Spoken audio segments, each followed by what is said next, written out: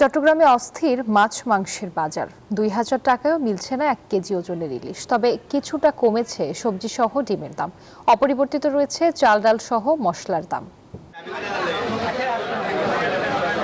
চট্টগ্রামের বাজারে ইলিশের সরবরাহ বাড়লেও কমেনি দাম। ১ কেজি ওজনে ইলিশ বিক্রি হচ্ছে ২২০০ টাকায়। বেড়েছে অন্যান্য মাছের দামও। ক্রেতাদের সাধ্যের মধ্যে নেই ইলিশ। আগের থেকে অনেক বাড়তি, মানে হিমশিম খেয়ে যাচ্ছে আমরা। দেশি মাছ হিসাবে আমরা ভোগ করতে পারি, অথচ এটা কোনো লালন পালন করতে হয় না, কিছুই করতে হয় না, but we have to pay high price, যার কারণে অনেকেই কিনতে পারে না ইচ্ছে থাকলেও। ইলিশ মাছ অনেক দাম, যে কোনো মাছ সব দাম, আর বাজারে তো মাছ তেমন নাই। তবে বিক্রেতারা বলছেন ভিন্ন কথা। মাছ কম, এই কারণে আমাদের চিড়িয়াখানা থেকে বাইরে চলে যায় মাছ, এই কারণে চিড়িয়াখানা মাছের দাম একটু বেশি হয়ে যায়। এইদিকে ব্রয়লার মুরগির দাম আবারও আরেক দফা বেড়ে বিক্রি হচ্ছে ১৬৫ থেকে ১৭০ টাকা কেজিতে। অপরিবর্তিত রয়েছে গরু খাসির মাংসের দাম। এতদিন কম ছিল, এখন একটু বাড়ছে, আজকে এই ২-৩ দিনের মধ্যে বাড়ছে। যে মুরগি কিছুদিন আগেও ১৫০ টাকা ছিল, আজকে ১৮০, ১৭০ বলতেছে।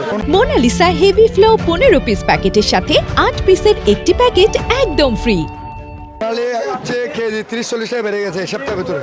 ব্রয়লার দামও বাড়ছে, ব্রয়লার ১৭০ টাকা, ৭৫ টাকা এরকম বিক্রি হতেছে। তবে সবজির দাম কিছুটা কমলেও নিম্ন ও মধ্য আয়ের মানুষের নাগালে নেই। সবজি বিক্রি হচ্ছে ৮০ থেকে ১২০ টাকা কেজিতে। সরবরাহ আছে মোটামুটি ভালো, কিন্তু দামটা অনেক বেশি মনে হচ্ছে।